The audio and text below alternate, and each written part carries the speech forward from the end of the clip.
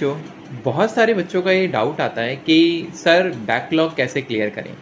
तो देखो, backlog clear करने का सिर्फ और सिर्फ एक ही तरीका है। जानते हो वो तरीका क्या है?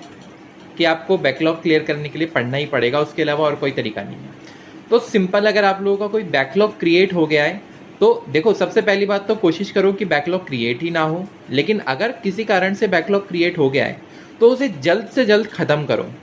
ठीक है, जल्द से जल्द ख़त्म कैसे करना है अपने को? जैसे मान लो अगर आप 12th में हो, 11th का अगर आपको बैकलॉग पोर्शन बचा हुआ है तो आप एक एक दो दो लेक्चर करके, ठीक है, और उसके क्वेश्चंस लगा के उसे ख़त्म करने की कोशिश करिए।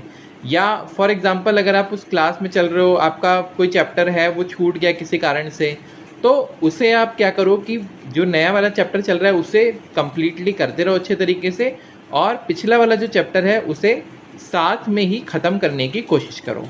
ठीक है, तो बैकलॉग सबसे बड़ी बात है कि अगर आप क्लियर करना चाहते हो तो ये मत करो कि मैं पिछला बैकलॉग क्लियर करूँगा तो आगे वाला मैं थोड़े समय बाद पढ़ लूँगा, तो फिर वो वही बैकलॉग हो जाएगा।